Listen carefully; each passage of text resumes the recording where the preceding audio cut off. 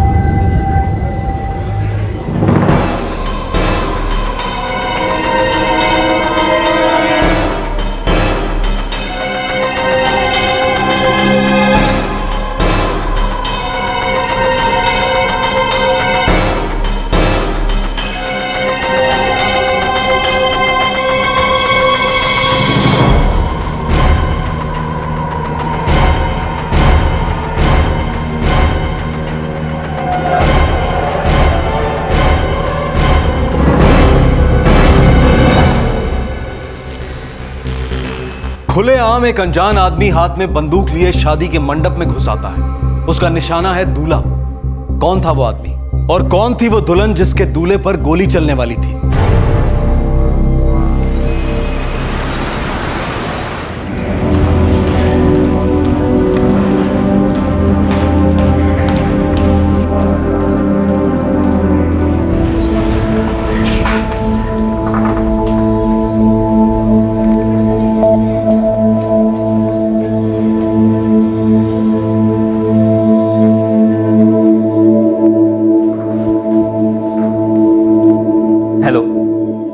Rajesh Borkar interview के लिए आया हूँ। प्लीज आप थोड़ा वेट कीजिए।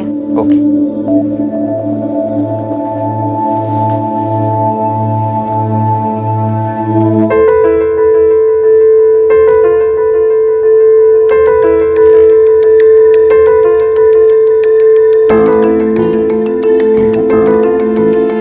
हाय। हाय। इंटरव्यू? या आई एम राजेश बोरकर।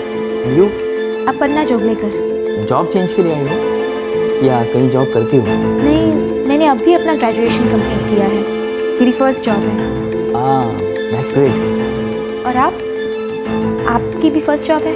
नहीं, मैं मेरी पुरानी जॉब से बोर हो गया, इसीलिए मैं चेंज के लिए आया हूँ। अपर्णा जोगलेकर। एक्सक्यूज मी, आपका होल्डर। ओह थैंक्स। वो मैं थोड़ी नर्वस हूँ ना, इसीलिए। नर्वस होने की कोई बात नहीं है। All the best and you could be the best. Thank you.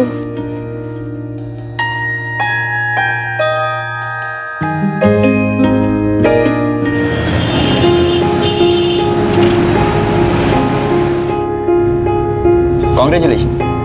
Thanks.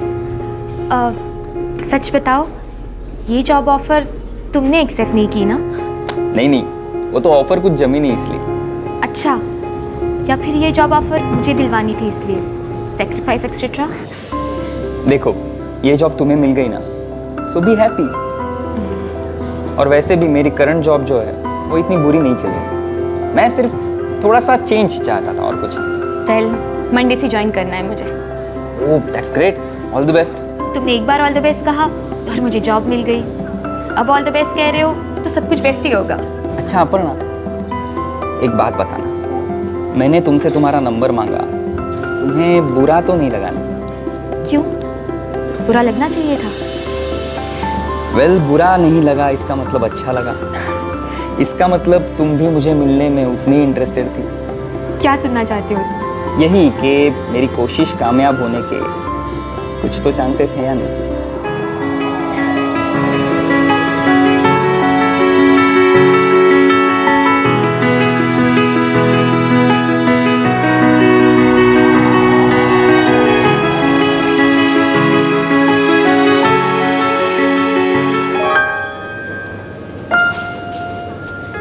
Aparna, मुझसे शादी करोगी?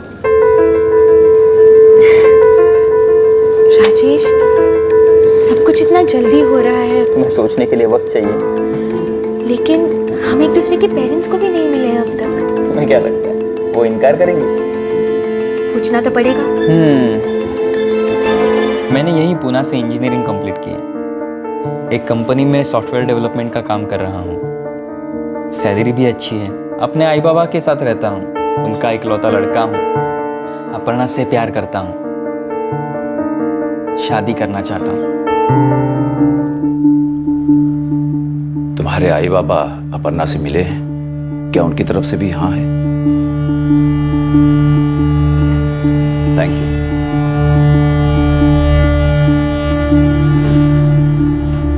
जोगलेकर साहब, लड़के को लड़की पसंद है और लड़की को लड़का। दोनों समझदार हैं, अच्छा जॉब करते हैं और अपने डिसीजन खुद ले सकते हैं।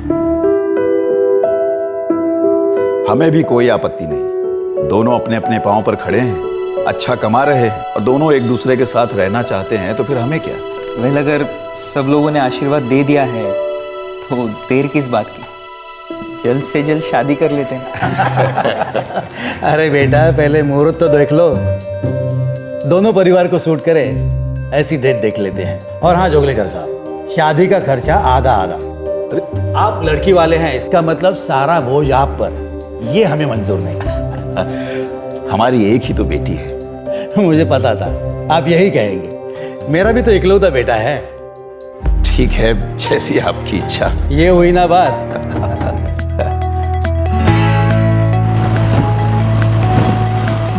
ओ मिस जोगलेकर, और कितना शॉपिंग बाकी है? अरे हो गया, बस 2-3 शॉप्स ही बाकी हैं अब। और 2-3 shops? Aparna, I tell you, अच्छा हुआ अपनी शादी की डेट 31 जनवरी डिसाइडेड है, वरना मैं मेरा माइंड ही चेंज कर देता। ओ मिस्टर बोरकर, ज्यादा बोर मत करो, समझे? ये तो बस शुरुआत है। अच्छा, ये शुरुआत है? इसका मतलब शादी के बाद सिर्फ शॉपिंग शॉपिंग एंड शॉपिंग? और क्या।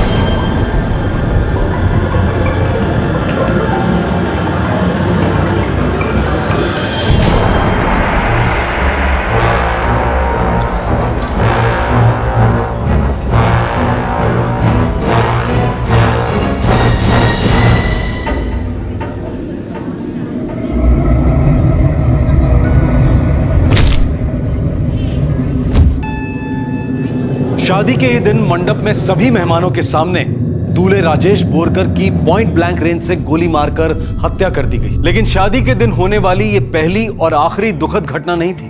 क्या इस ट्रेजेडी की, इस जुर्म की दस्तक किसी ने भी नहीं सुनी थी? राजेश!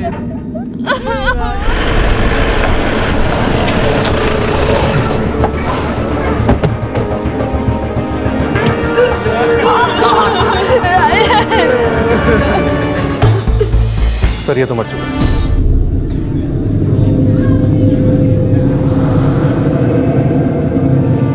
साहब, इससे पहले कि मैं कुछ समझ पाता उसने गोली चला दी। मैंने उसे देखा था, उसके मुंह पर कपड़ा बंधा हुआ था।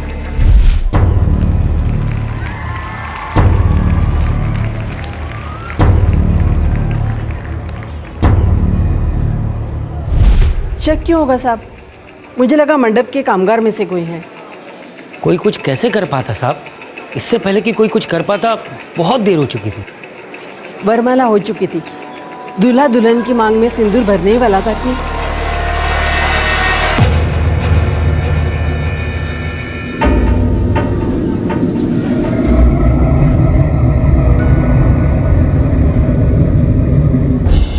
लड़की और उसके घर वाले शौक में है सर, कोई भी बात करने की हालत में नहीं है। मारने वाला अभी भी जिंदा है, सांसें चल रही है उसकी। देसी कट्टे का इस्तेमाल हुआ है मर्डर के लिए, और पता करो ये देसी कट्टा आया कहाँ से।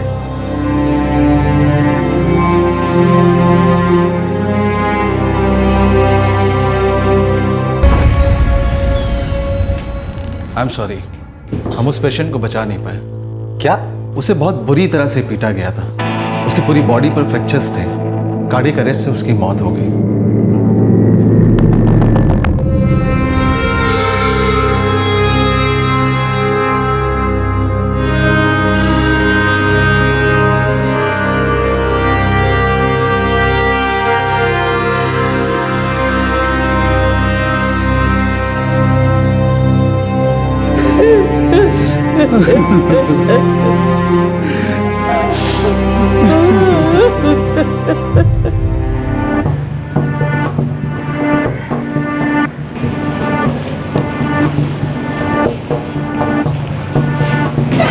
खबरियों को काम पे लगा दिया है सर। देसी कट्टा कहाँ से आया जल्दी पता चल जाएगा। एक काम करो, इसकी तस्वीर सारे पुलिस स्टेशन को भेज दो।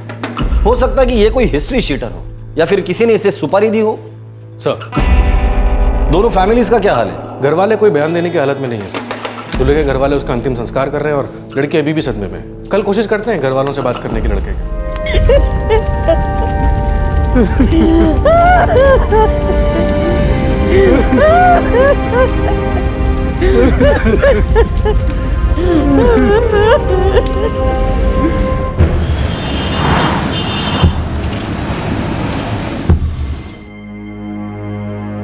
क्या पता कौन था वो, पहले कभी नहीं देखा था उसको। देखिए, एक बात तो साफ है, वो लड़का आपके बेटे की हत्या करने के इरादे से ही आया था। पर क्यों क्यों? बोरकर साहब, एक बात बताइए, आपके लड़के राजेश को कभी किसी ने कोई धमकी दी थी? नहीं, मेरा बेटा बहुत ही सीधा साधा लड़का था, उसकी किसी के साथ कोई दुश्मनी नहीं थी। इंस्पेक्टर साहब, बहुत खुश था मेरा बेटा, एक नई जिंदगी शुरू करने वाला था। राजेश मेरा इकलौता बेटा था, उसकी किसके साथ क्या दुश्मनी थी? उसने किसी का क्या बिगाड़ा था? क्यों मार डाला मेरे बेटे को, मेरे ही बेटे को क्यों?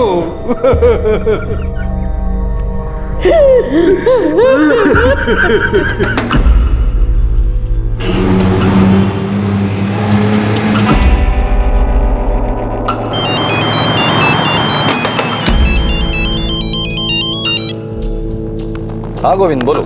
हाँ सर, ये पुणे के अंदर तो कोई कट्टा नहीं बिका है। सुपारी लेने वाले की कुछ खबर? नहीं साहब, कोई सुपारी भी नहीं दी गई थी। ये आदमी कोई रेगुलर मर्डर केस करने वाला नहीं लगता, कोई इसे पहचानता नहीं है। ठीक है, अपने कान और आँख खुले रखना, और कुछ भी खबर मिलती है तो मुझे तुरंत फोन करके बता देना। Okay sir. पवार, ये सुपारी वाला एंगल नजर नहीं आ रहा है, लड़की वालों से बात करनी होगी, शायद वहीं से कुछ पता चल जाए। सर, लड़के के ऑफिस वालों से ही पता करते हैं, क्या पता उन्हें कुछ मालूम हो। हाँ, कहीं ना कहीं से कोई तो सुराग हाथ लगे।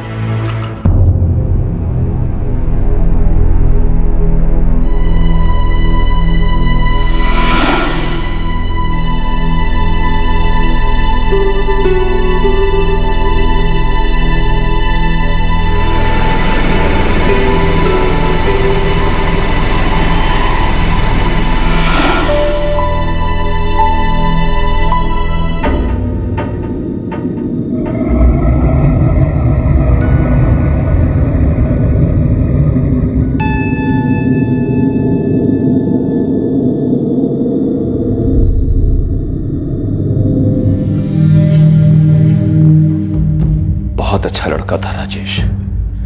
कुछ बता सकते हैं ये क्यों हुआ होगा? और वो लड़का कौन था? आपके होने वाले दामाद को मारा है उसने, कोई तो वजह होगी। हमें नहीं पता वो कौन लड़का था और क्यों उसने हमारी बेटी की जिंदगी बर्बाद की। हो सकता है राजेश का कहीं और अफेयर रहा हो जिसकी वजह से उसकी हत्या की गई हो। हमें कुछ नहीं पता, कुछ नहीं जानते।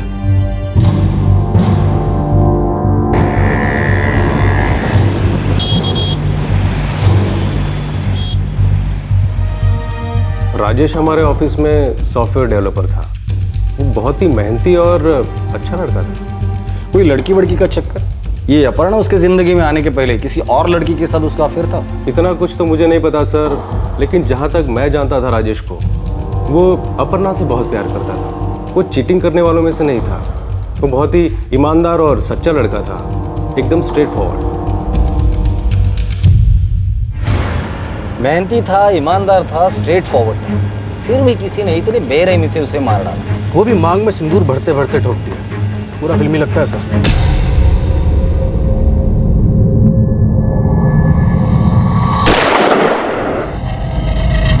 कोई तो था जो चाहता था ये राजेश और अपर्णा की शादी ना हो, पक्का कोई पुराना लफड़ा है सर, जिसके बारे में ये दोनों फैमिलीज के लोग कुछ नहीं जानते। या फिर जानकर भी चुप है। वो लड़की अपर्णा अभी तक कुछ नहीं बोली है सर।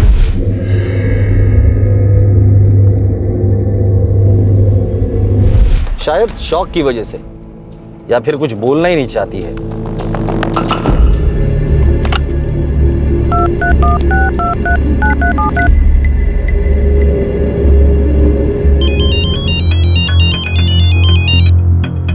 हाँ गायकवाड़ बोलो। साहब, यहाँ पर एक आदमी और औरत आए हैं। वो पॉइंट ब्लैंक वाला किलर है ना, ये लोग कहते हैं इनका बेटा है। नाम क्या बताया बेटे का? नीलेश करंडे। एक काम करो, उन दोनों को वहीं बिठा के रखना, मैं अभी आता हूँ। ठीक है साहब।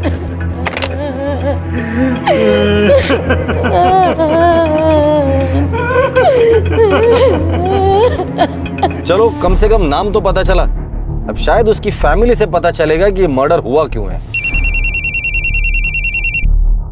हेलो, नमस्कार, पीएसआई केंकरे बोलते हैं, आउटर पुणे पुलिस स्टेशन। नमस्कार, बोलो केंकरे। उसका नाम है नीलेश कारंडे। हाँ, हमें अभी पता चला, लेकिन तुमको कैसे पता चला? कोई केस वेस हुआ है क्या उसके ऊपर? कोई रिकॉर्ड्स मिले? एक एनसी है उसके नाम की, जो दिसंबर में दर्ज करवाई गई थी। ठीक है, मैं अभी वहाँ पहुँचता हूँ। सर, नीलेश करांडे के नाम पर आउटर पुणे थाने में एक एनसी दर्ज है। ठीक है, तुम वहाँ पहुँचो, तब तक मैं उसके माँ बाप से पूछताछ करता हूँ। सर, पुलिस को अब तक ना खूनी का नाम पता था और ना ही कोई सुराग मिला था। ये खून क्यों हुआ था ये भी पता नहीं चल पाया था। पर अचानक एक साथ इस कत्ल से जुड़े दो सुराग सामने आ गए। एक तरफ कातिल नीलेश के माता पिता अपने बेटे की लाश लेने आए थे, और दूसरी तरफ एक पुलिस स्टेशन से ये खबर मिली कि मुजरिम नीलेश करांडे के नाम पर एक एनसी यानी कि नॉन कॉग्निजेबल दर्ज थी। अब जब ये दो सिरे जुड़ जाएं तो समझ में आए कि कौन था ये नीलेश करांडे और उसने क्यों किया था राजेश बोरकर का खून।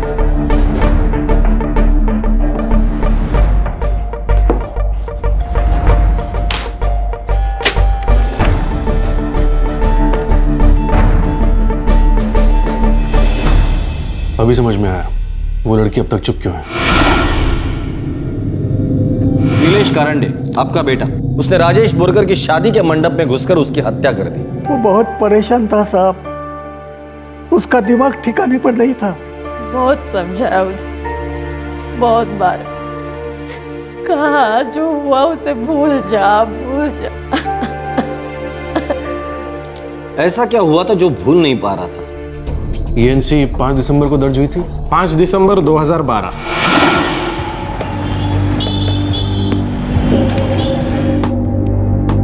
नीलेश कारंडे, नंबर क्या है उसका? 444-6789-885। ठीक है, हम उसे थाने बुलवा कर समझाते हैं।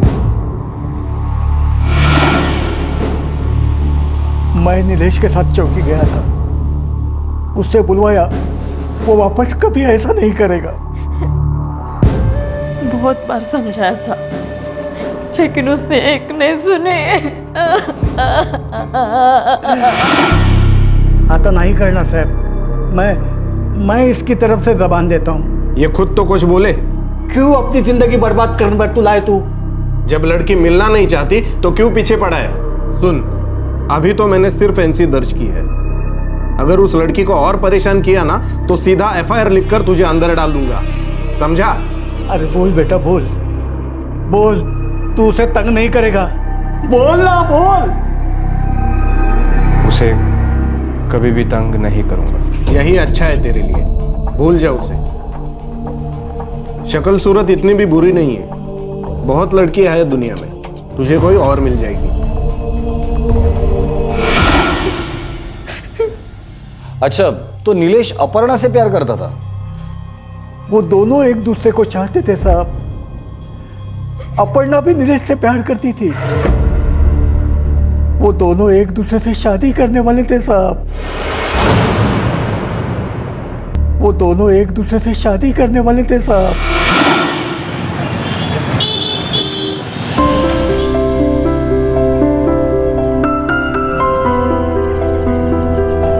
अपर्णा, अगर तुम्हारे आई बाबा ने शादी के लिए इनकार कर दिया तो वो हाँ कहे या ना कहे, कोई कुछ भी कहे नीलेश, मैं तुम्हारा साथ कभी नहीं छोड़ने वाली।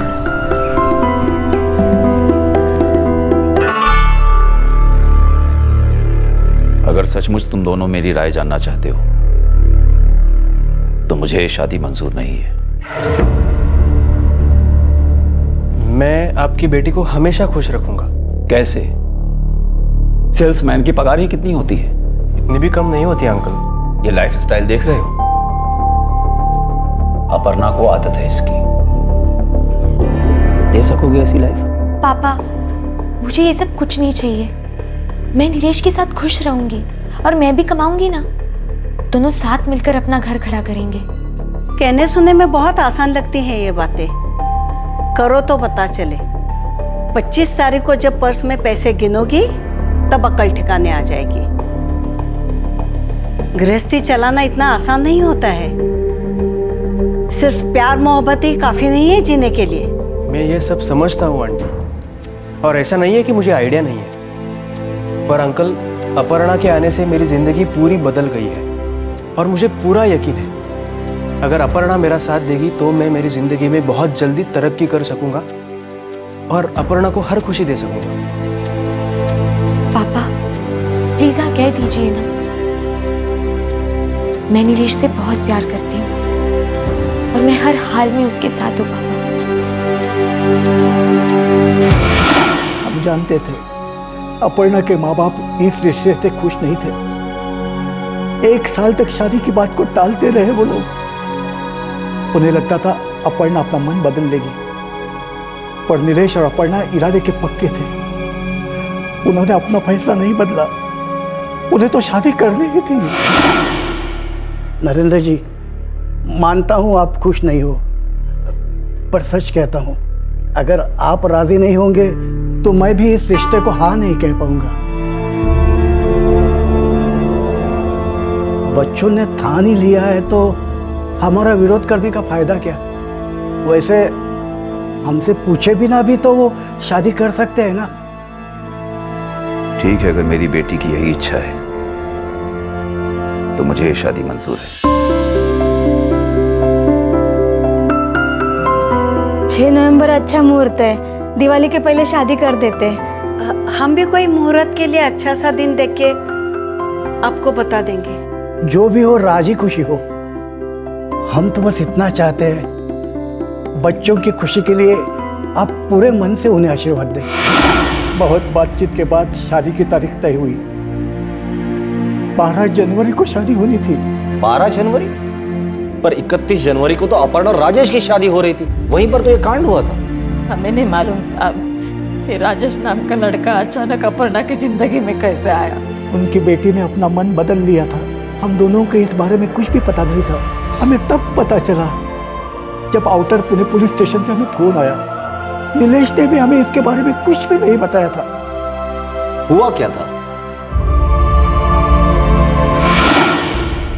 नीलेश, हे बेटा कुछ तो बोल। ऐसे चुपचाप रहेगा तो कैसे समझेगा हमें? देख बेटा, शादी करनी थी, तुमने तय किया था, हमने कुछ नहीं कहा। अब वो लड़की शादी नहीं करना चाहती, इस बात का हमें पता ही नहीं था। अब मामला पुलिस तक पहुंच चुका है। अब तो बता हमें क्या हुआ तुम दोनों के बीच में? बोल ना रे। ठीक है बाबा, नहीं बताना है मत बता। हाथ जोड़ता हूं तुझसे, पर उस लड़की से दूर रहे, अपनी जिंदगी बर्बाद मत कर।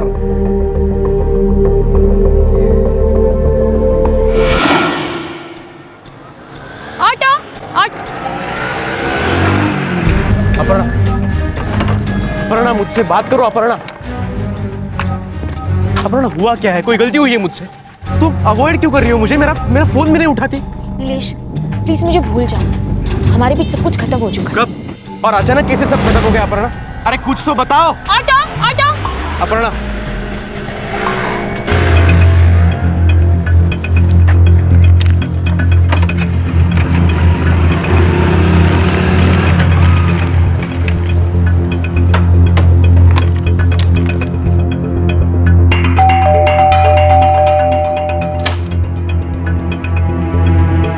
क्या है?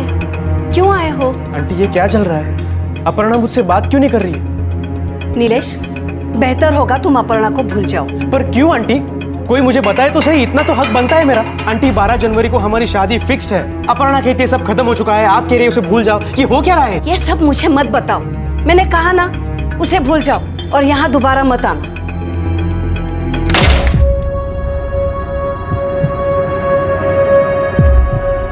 अपर्णा, अपर्णा तुम्हें मुझे सब बताना ही होगा। देख अपर्णा, तुम मेरे साथ ऐसा नहीं कर सकती। अपर्णा मुझसे एक बार बात करो प्लीज। अपर्णा क्या प्रॉब्लम क्या है तुम्हारी? तुम मुझसे बात क्यों नहीं करना चाहती? नीलेश मैंने तुमसे कहा ना मुझे भूल जाओ। पर क्यों? 12 जनवरी को हमारी शादी है, तुम कह रही हो भूल जाओ, तुम्हारी माँ कह रही है कि हमारे घर मत आओ। ये हो क्या रहा है? मैंने फैसला कर लिया है नीलेश, मुझे तुमसे शादी नहीं करनी है। तुमने अकेले डिसाइड कर लिया? अपर्णा पिछले 2 साल से हम दोनों साथ हैं, दोनों एक दूसरे से बहुत प्यार करते हैं, हमारी शादी की डेट भी फिक्स्ड है, और तुम अचानक से ये कह रही हो कि तुम्हें मुझसे शादी नहीं करनी? क्यों?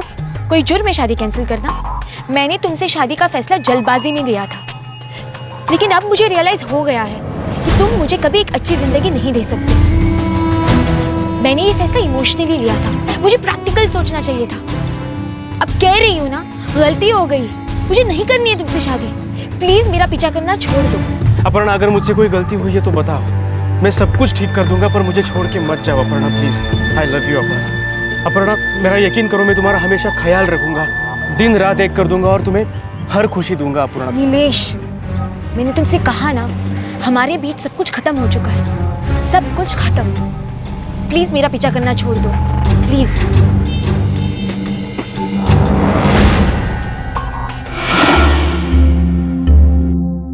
अब तो अक्ल से काम ले बेटा, वो तेरे लायक नहीं है। अच्छा हुआ चली गई, अब वो शादी नहीं करना चाहती, क्यों उसके पीछे पड़ा है तू? सावधानी रे बाळा, जो हुआ अच्छे के लिए हुआ, उस लड़की के लिए अपनी जिंदगी बर्बाद मत कर। या वेड़ा बाटलो का तुला भी? 12 जनवरी को हमारी शादी फिक्स्ड है, सब तय हो चुका है। अब उसे कोई और मिल गया, इसलिए वो मुझे लात मार के चली गई। मुझे जनवरी की 31 तारीख को शादी कर रही है वो उससे। कैसे कर सकती है वो ऐसा? ए राजा, ए पी ना ना ना ना, रो।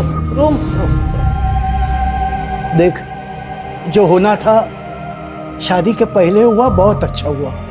2-4 महीने तेरे साथ रहने के बाद और फिर भाग जाती किसी के साथ, क्या करता तू? बर्बाद हो जाता तू। गणपति बाप्पा के आभार मान, उन्होंने बचा लिया तुझे। ए बेटा, समझदारी से काम ले राजा। हाँ, अब भी कुछ नहीं बिगड़ा है, बहुत वक्त है अपने पास। मान ले वो तेरे लायक थी ही नहीं। और अपनी जिंदगी संभाल, जाने दे उसे।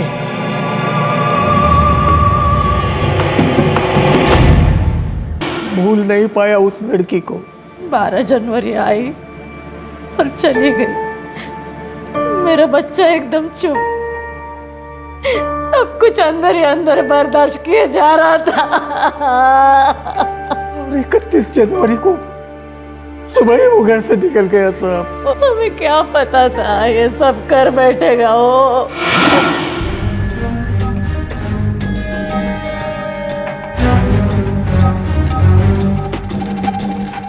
अरे नीलेश बेटा, सुबह सुबह कहाँ जा रहा है? बस यही कुछ काम है।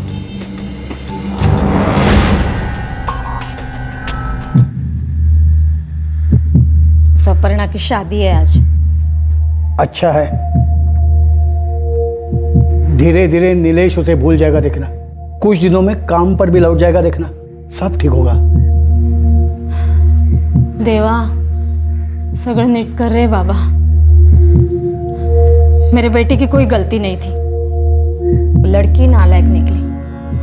बस मेरे नीलेश की जिंदगी संवर जाए। सब ठीक होगा। हमने कोई गलती नहीं की है तो हमारा गलत क्यों होगा? भूल जाएगा नीलेश उसे, सब ठीक हो जाएगा, देखना।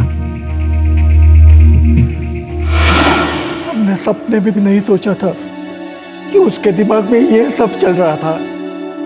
सोचा था बुरा वक्त खत्म हो जाएगा, पर ये नहीं सोचा था अब तो बेटा ही खत्म हो जाएगा।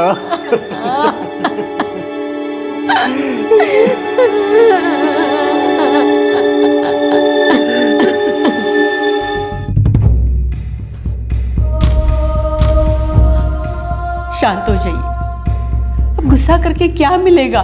हमारा बेटा तो जा चुका है। क्यों चुप बैठूं मैं? क्यों शांत रहूं?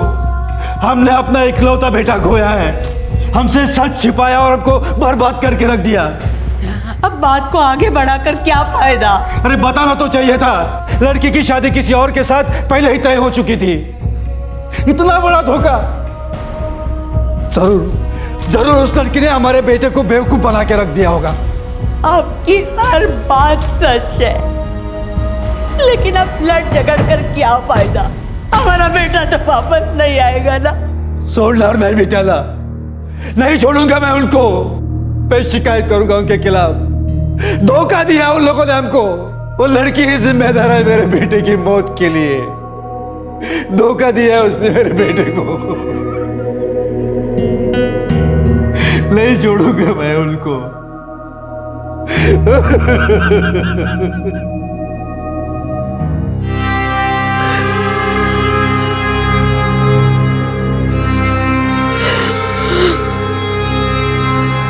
हमने सोचा भी नहीं था कि बात इतनी आगे बढ़ जाएगी। आपने राजेश के घर वालों को यह बताई तक नहीं कि आपकी बेटी अपर्णा की शादी आपने किसी और जगह पे तय की थी, वो भी उसी महीने के 12 तारीख को। और यह भी नहीं बताया कि आपकी बेटी ने वो शादी तोड़ दी थी। जोगलेकर साहब, आपने धोखा दिया है उन लोगों को। अपने बेटे के होने वाले ससुराल वालों के साथ कभी कोई ऐसी बात करता है क्या? हमने सोचा अपर्णा ने राजेश को सब कुछ समझा दिया होगा। जोगलेकर साहब, आपकी सोच की वजह से न जाने कितनी जिंदगियां बर्बाद हो गई है। राजेश भी इकलौता लड़का था और नीलेश भी इकलौता लड़का था। मरने वाला और मारने वाला दोनों एक दूसरे को जानते तक नहीं थे।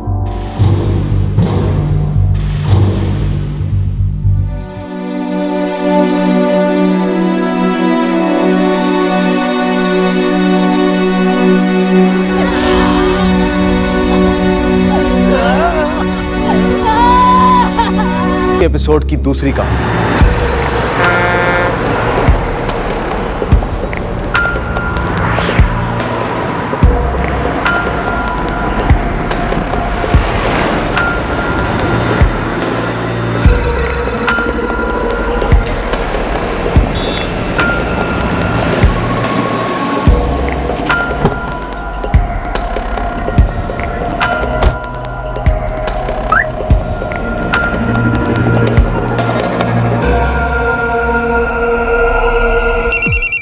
से शुरुआत है। 3 पेटी लगा दे।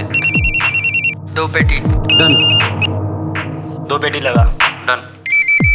अभी 52 का रेट है। अचानक बढ़ गया? रेट में फिक्स नहीं करता, ऑटो पे। 4 पेटी लगा दे। हाँ जी। रेट 74 का कर दे। 74। 5 पेटी। 6 पेटी। कितना? 4 पेटी डन। बड़ी चालाकी से ये बैटिंग सिंडिकेट चल रहे थे। काफी इंफॉर्मेशन थी हमारे पास।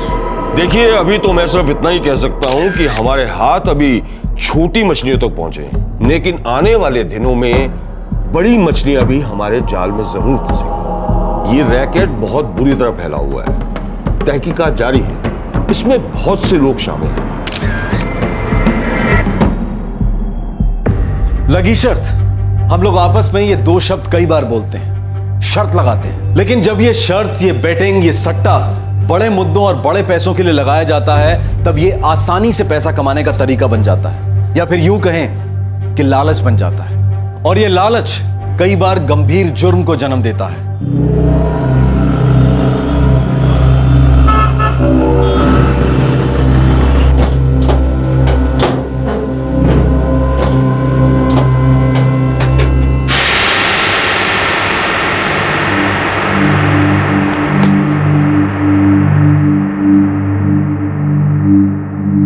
अमित, ये 20 लाख रुपए अकाउंट्स पे एंट्री कर देना। परसों डिलीवरी करनी है मेहुल वकारिया को सूरत में। मैं डिलीवरी कर दूं?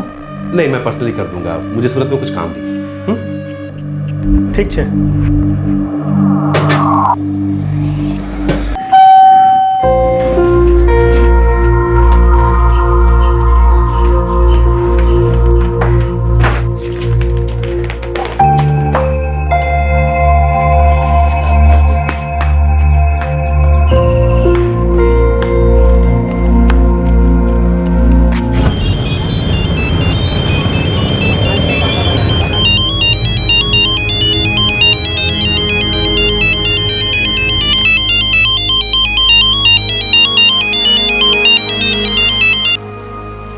हेलो, संजय पंचाल बोल रहा हूँ। 20 लाख कीमत है। किस बात की कीमत? तुम्हारे बेटे राजू पंचाल को छुड़ाने की कीमत। क्या बकवास कर रहे हो तुम? ओहो, कौन? बकवास नहीं कर रहा हूँ मैं। तुम्हारे बेटे राजू पंचाल को हमने उठा लिया है। बेटा जिंदा चाहिए तो 20 लाख का इंतजाम करो। मैं जानता हूँ ये सब सुनकर तुम्हारे पाँव के नीचे से जमीन खिसक रही होगी, पर ज्यादा सोचो मत। पैसों का इंतजाम करो और मेरे फोन का इंतजार, समझे?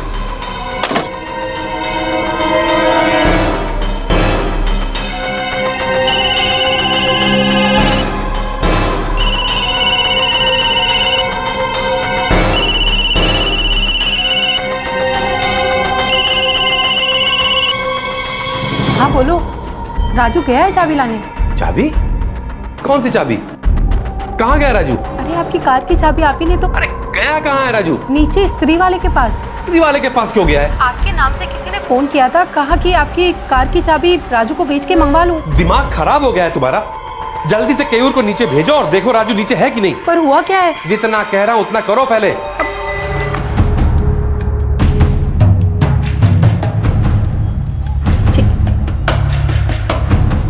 कविता काकी को फोन। जय श्री कृष्ण काकी, बोलो। क्यों, तुम कहाँ हो? अभी घर पे ही हूँ काकी, बस थोड़ी देर में दुकान पे निकलूंगा। तुम जरा गली के नुक्कड़ पे इस्त्री वाले की दुकान पर जाके देखो राजू है क्या कहीं आसपास। क्या शुद्ध है, सब बराबर है ना? मुझे कुछ पता नहीं है, बस इनका फोन आया था, बहुत परेशान लग रहे थे। कहा है कि तुम्हें भेज कर दिखाऊं कि राजू है क्या कहीं आसपास। ठीक है काकी, मैं देखता हूँ। क्या हुआ? हाँ कुछ नहीं, जरूरी काम है।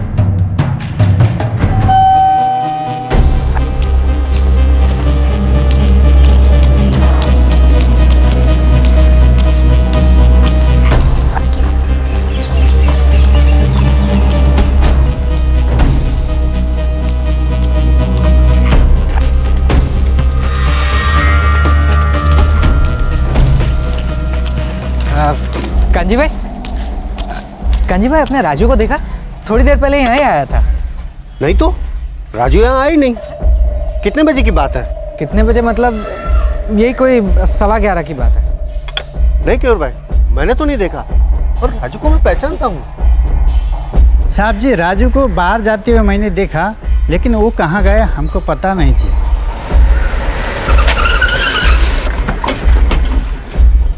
काका, राजू को कुछ पता चला? कुछ पता नहीं चला काका, वो इस्त्री वाले के पास गया नहीं है, लेकिन वो बाहर गया है, वो पक्का है। हे भगवान, लेकिन उसे इस्त्री वाले के वहां भेजा क्यों? क्या हुआ क्या काका? लापरवाही की भी हद होती है। पर 2 बार फोन आया था। कौन था? मुझे नहीं पता, मुझे सिर्फ इतना कहा कि आपकी गाड़ी की चाबियां इस्त्री वाले के पास पड़ी है, राजू को भेज के मंगवा लो। मुझे लगा आपने किसी को कहा होगा कॉल करने। अरे मैं किसी को फोन करने के लिए क्यों कहूंगा? मैं खुद नहीं कर सकता हूँ क्या? मम्मी तुम्हारा फोन मांगे छे। राजू सुबह से टीवी देख रहा है। मम्मी टीवी देखने का कोई टाइम थोड़ी ना होता है। हेलो, हाँ, राजू को भेज के संजय भाई के गाड़ी की चाबी ले लो, इस्त्री वाले के पास है। आप कौन? क्या हुआ गाड़ी को? गाड़ी बिगड़ गई है, संजय भाई की गाड़ी इधर खड़े ली है, फोन करके बोलने को बोला है। ठीक है, मैं राजू को भेजती हूँ।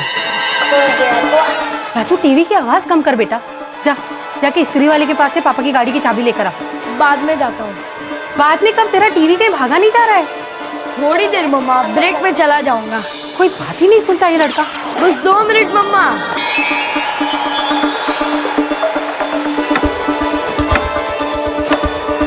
राजू जाना जल्दी। बस 2 मिनट में ब्रेक है। तेरा ब्रेक नहीं पता मुझे, तू जा जल्दी से अभी। हाँ जाना। स्त्री वाले के पास सारा ध्यान टीवी में रहता है। मम्मा टीवी बंद मत करना। नहीं करूंगी, जा जल्दी।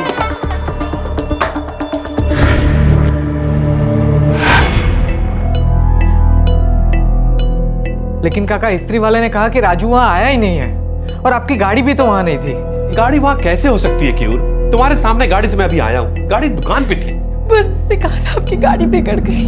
संजय, मुझे लगता है मामला गड़बड़ है, हमें पुलिस के पास जाना चाहिए। कहीं किसी ने राजू को किडनैप ना कर लिया हो।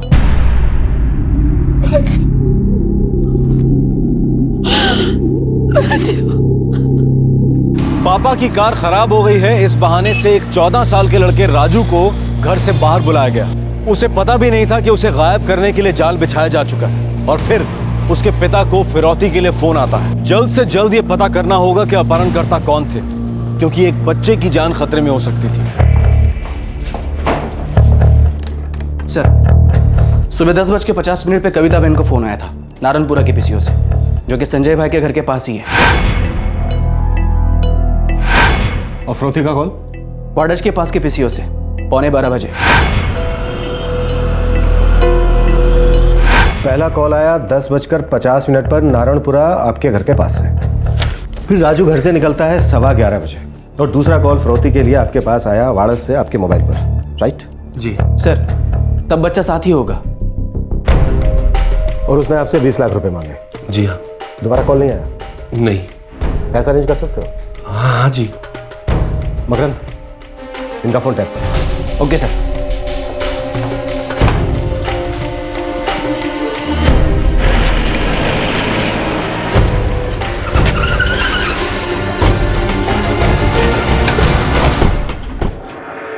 नहीं सर, राजू इधर आया ही नहीं और कोई गाड़ी किसी ने पार्क की ही नहीं है।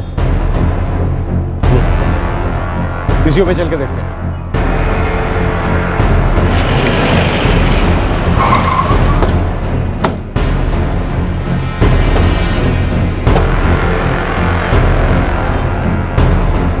साहब, बहुत लोग आते हैं फ़ोन करने को, अब किस किस को याद रखूं? याद नहीं साहब किससे 10:50 पे फ़ोन किया। इसी जवाब की उम्मीद थी। मकरंद, वाड़ज वाले पीसीओ से पता करो, शायद कोई खबर मिल जाए। Yes sir. मूव।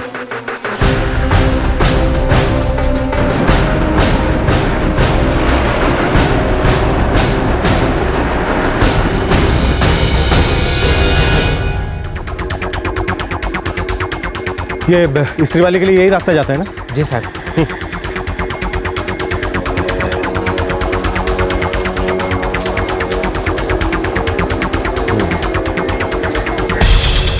ये एक रास्ता है जो स्त्री वाले के पास जाता है।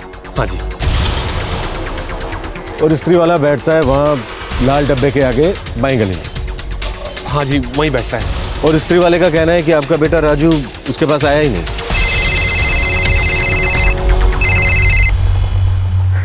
हाँ मकरंद। सर, जैसे कि हमने सोचा था, इस पीसी वाले को भी पता नहीं है 11:15 बजे किसने कॉल किया था। वापस आ जाओ।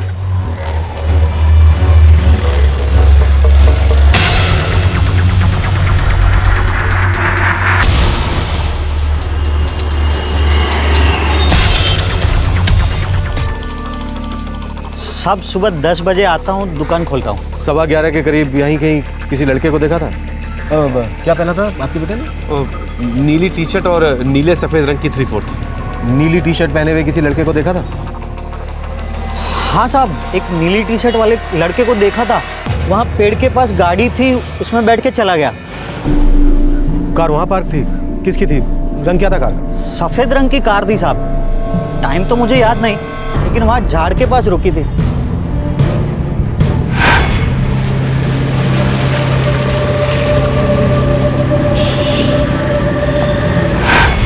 बच्चे को गाड़ी में जाते हुए देखा साहब।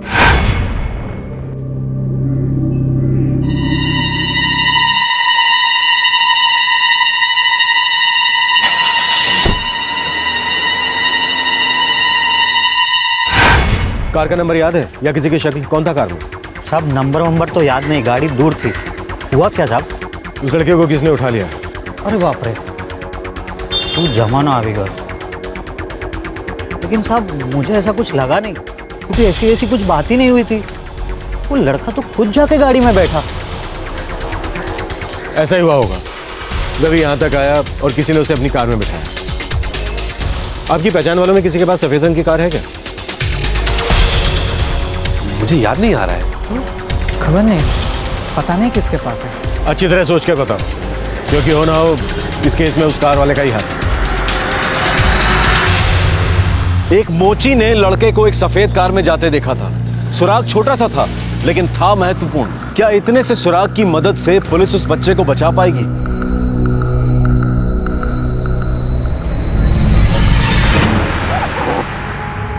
सर ये पूरे 20 लाख। 20 लाख? इतने पैसे आपके पास घर पर पहले से थे? जी हाँ। फिरौती मांगने वाले ने आपसे 20 लाख रुपए मांगे और दोबारा आपको कॉल नहीं किया। आप कहना क्या चाहते हैं? उसने आपसे 20 लाख रुपए ही मांगे जो आपके पास घर में पहले से मौजूद थे। इतना पैसा आपके पास आया कहां से और कब? कल। ये पैसा मेरे एसोसिएशन का है। मैं मर्चेंट एसोसिएशन का ट्रेजरर हूँ। ये पैसे मुझे कल सूरत में डिलीवर करने थे, उसके लिए मैं कल निकलने वाला था। आपके अलावा ये बात और कौन कौन जानता था कि घर में आपके पास इतना पैसा है? मेरा परिवार, मेरा मतलब मेरी पत्नी, मेरे बड़े भाई किशोर भाई, उनके बेटे केयूर और उसकी पत्नी मनीषा। संजय साहब, मुझे लगता है कि इस केस में कोई अंदर का ही आदमी शामिल है। आपको किसी पर शक है या कोई और जो इस बात को जानता हो? हाँ, हमारे एसोसिएशन का सेक्रेटरी है अमित वगानी, उसे ये बात पता थी। अमित, ये 20 लाख रुपए अकाउंट्स पे एंट्री कर देना, परसों डिलीवरी करनी है मेहुल वकारिया को सूरत में। ठीक है। मुझे आप सबके फोन नंबर चाहिए। अगर अपहरणकर्ता करीबी है तो आप में से किसी के नंबर पे भी कॉल कर सकता है, ठीक है?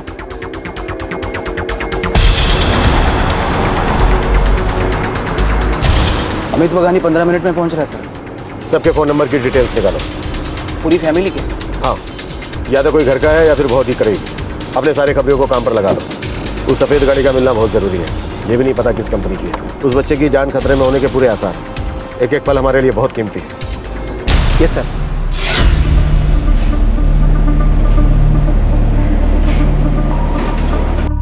ये आपको पता था कि संजय पांचाल अपने घर पर 20 लाख रुपए लेकर गया है? जी पता था। मैं एसोसिएशन का सेक्रेटरी हूँ और वो ट्रेजरर। संजय पांचाल का बेटा राजू इस वक्त कहाँ है? साहब, ये आप कैसा सवाल कर रहे हैं साहब? मैं किसी के बेटे की किडनैपिंग करूंगा? साहब 10 साल से एसोसिएशन का काम संभाल रहा हूँ।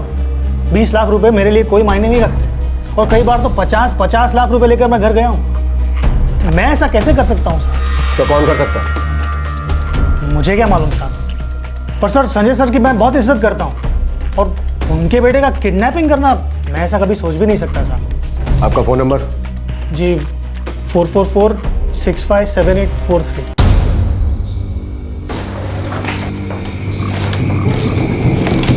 सर, संजय पांचाल के रिकॉर्ड्स में कुछ नहीं है सर।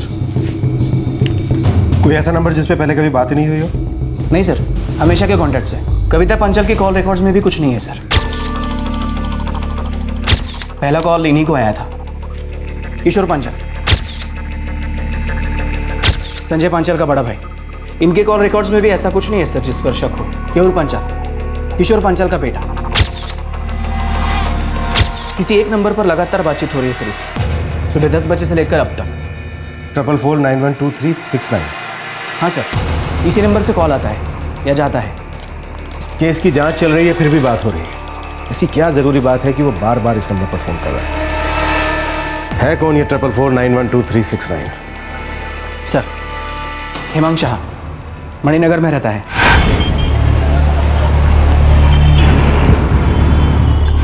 इस नंबर की लोकेशन ट्रेस करो और सारा कच्चा चिट्ठा बाहर निकालो। सर।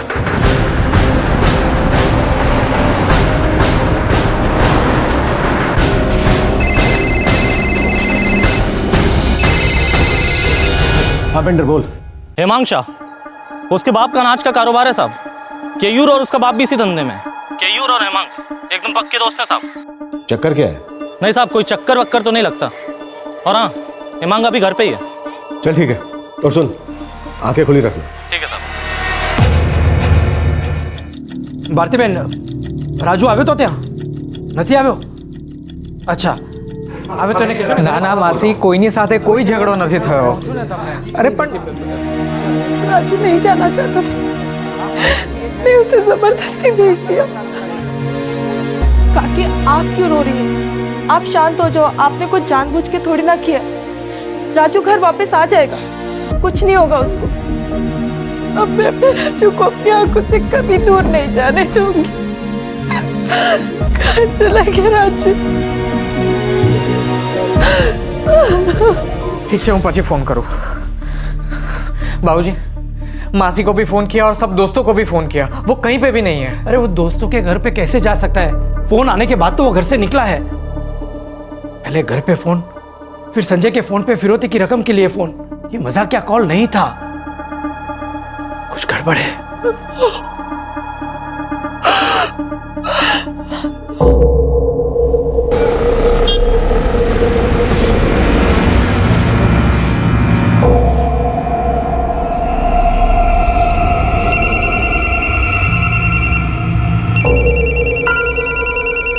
हाँ पेंटर बोल। हाँ साहब, यहाँ बापू नगर में एक सुनसान गली में गाड़ी पड़ी है। सफेद रंग की है? हाँ साहब, सफेद होंडा एकॉर्ड। और हाँ साहब, और गाड़ी की पिछली सीट के पास एक बच्चे की स्लीपर रखी हुई है।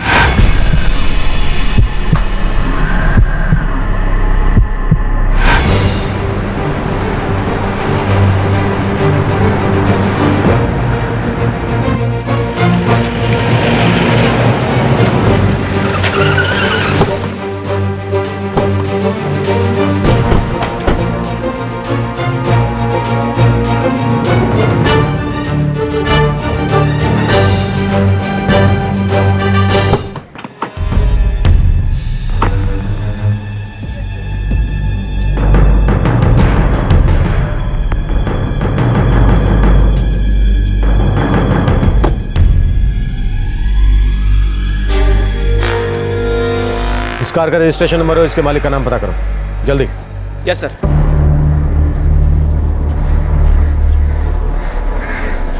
हेलो, आप पहुंच गए हो? साइड में तो आगे हो, तो आगे हो, उसके बाद ही लाइसेंस क्लियर होगा। ऐसा नहीं होता है।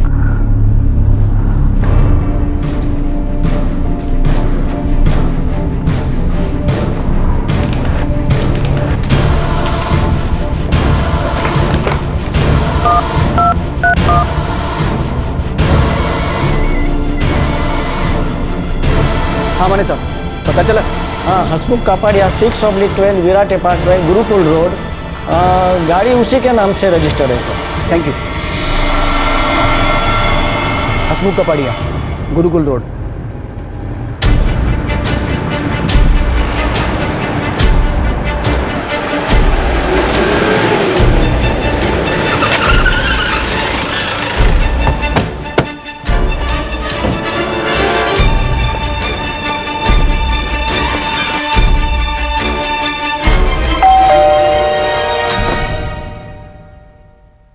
जी हसमुख कपाड़िया कौन है?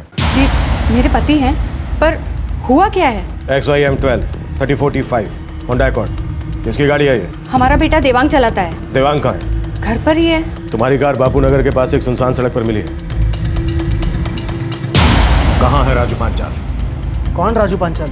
मैं किसी राजू पांचाल को नहीं जानता। क्या कर रहे हैं आप? किया क्या है मेरे बेटे ने? एक बच्चे का अपहरण। राजू पांचाल नाम है बच्चे का।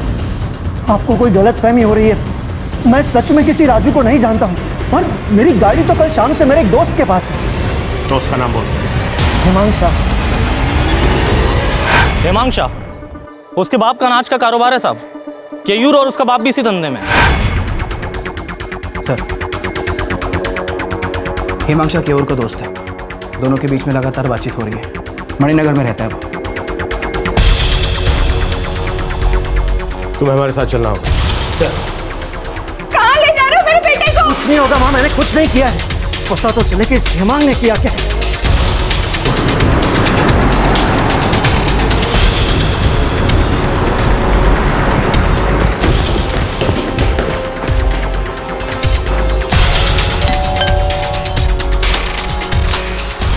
जी कहिए। हेमांग शाह? हाँ, मेरा बेटा है। क्यों? कहाँ है वो? घर में है। चलो अच्छा, घर पर ही मिल गए।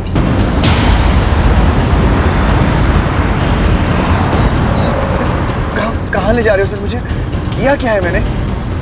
देख बेटा, थाने पहुंचने तक का टाइम है तेरे पास। सोच ले क्या किया। एक बार थाने पहुंच गया ना तो तू सोच भी नहीं सकता कि तेरा टाइम कैसा कटेगा। लेकिन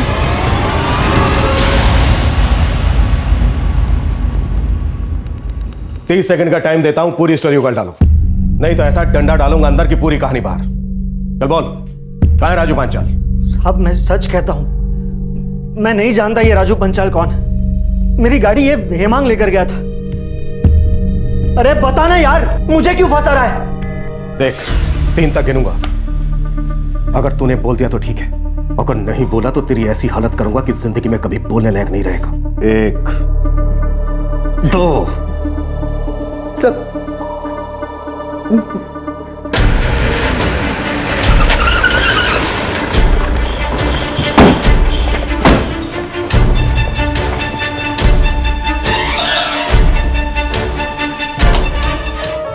इंस्पेक्टर साहब, कुछ पता चला मेरे बच्चे के बारे में? साहब मेरे पति ने किया क्या? आप बताते क्यों नहीं है? बताइए ना, मेरे बेटे को कहां ले जा रहे हो आप? ये तो यही बताएगा इसने क्या किया है। केयूर, मेरा बेटा कहाँ है?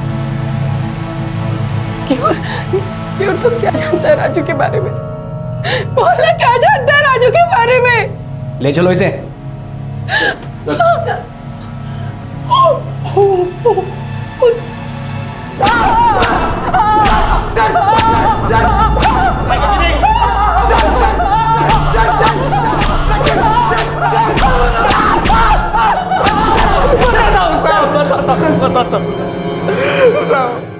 साहब मुझे पैसे चाहिए थे, इसलिए ये सब किया साहब। कहां छुपा कर रखा है बच्चे को? जल्दी बोल। राजू को भेजो संजय भाई की कार की चाबी लेने के लिए, यहाँ इस्त्री वाले के पास है। गाड़ी बिगड़ गई है, संजय भाई गाड़ी इधर ही छोड़ के गए और फ़ोन करके इन्फॉर्म करने को बोला है। ठीक है, मैं राजू को भेजती हूँ।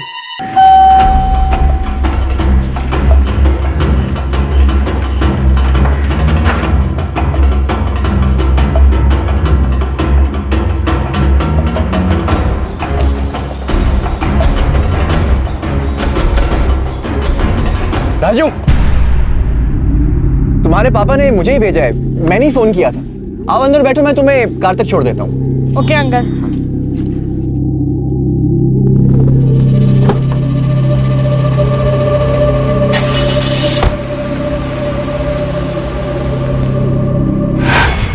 मैंने आवाज़ बदल के फ़ोन किया था साहब, और राजू मुझे पहचान ना ले इसलिए मैंने हेमांग को बोला कि तू राजू को उठा ले। मैंने देवांग से उसकी कार मांग ली ताकि हमारा नाम ना आए कहीं पर।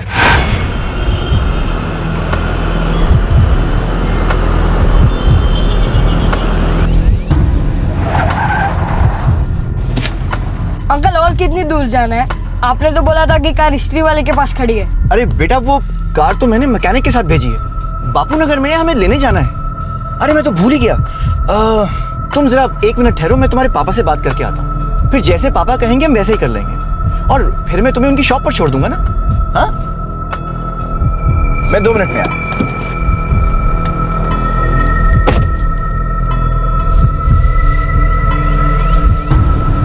तुम्हारे बेटे राजू पंचाल को हमने उठा लिया है, और अगर बेटा जिंदा चाहिए ना तो 20 लाख का इंतजाम करो। मैं जानता हूँ ये सब सुनकर तुम्हारे पाँव के नीचे से जमीन खिसक रही होगी, पर ज्यादा सोचो मत। पैसों का इंतजाम करो और मेरे फोन का इंतजार।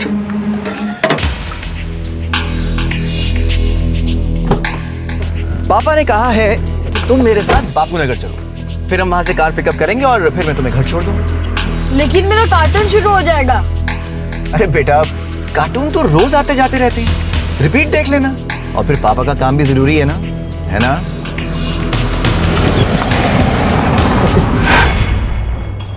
सोचा था संजय काका डर जाएगा और एसोसिएशन से जो 20 लाख रुपए निकाले थे वो हमको दे देगा और हम उसको राजू दे देंगे। लेकिन मेरे बाप ने सब गड़बड़ कर दी साहब, पुलिस में कंप्लेन करवाने की बात कर दी। संजय, मुझे लगता है मामला गड़बड़ है, हमें पुलिस के पास जाना चाहिए। फिर तूने क्या किया? फोन पे बात करते करते भी तो देख सकते थे कि वो किधर जा रहा है किधर नहीं जा रहा है। नहीं देखा, लेकिन बाहर जाने पर राइट गया कि लेफ्ट गया पता नहीं।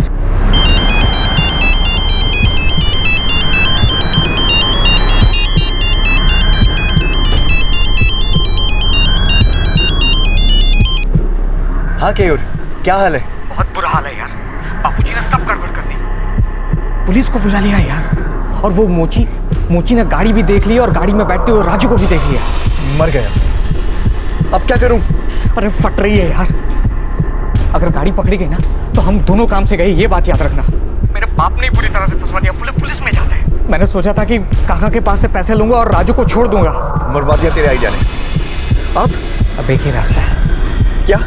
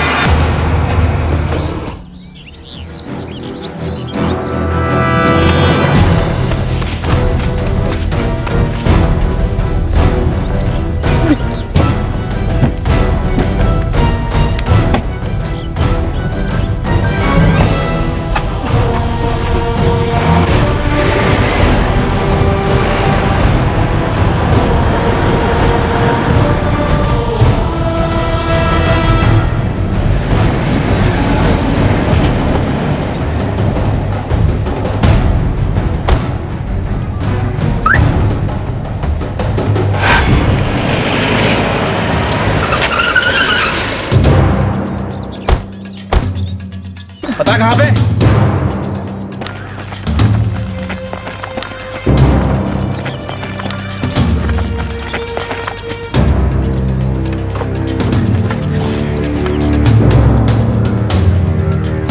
अमित,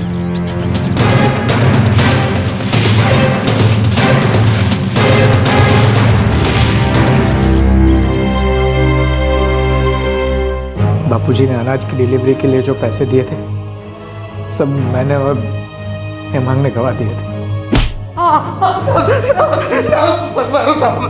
कहाँ गवाया इतना सारा पैसा? बोल! कितना? 4 पेटी।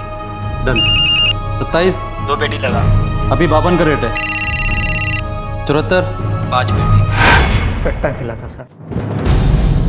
सब हार गए। 19 लाख रुपए थे साहब। 19 लाख रुपए हार गए थे और कुछ समझ में नहीं आ रहा था कि इतने सारे पैसे कहां से लाए। तभी हमें पता लगा कि संजय काका घर पे 20 लाख रुपए लेके आने वाले हैं सूरत ले जाने के लिए। हमने सोचा ये रुपए हमें मिल जाएंगे और हम बच जाएंगे।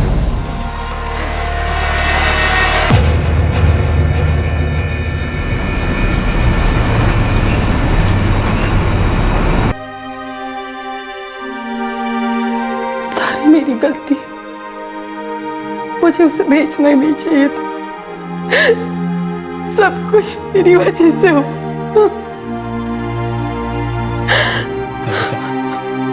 तुम खुद को दोष मत दो। तुम्हें कहां पता था कि ऐसा कुछ हो जाएगा? अरे हम में से किसी को अंदाजा नहीं था कि ऐसा कुछ होगा।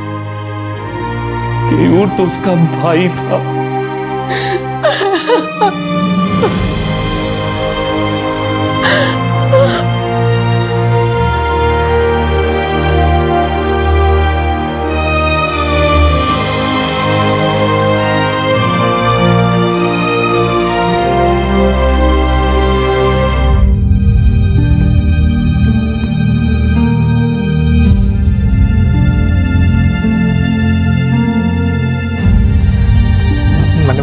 मैंने माफ कर दो।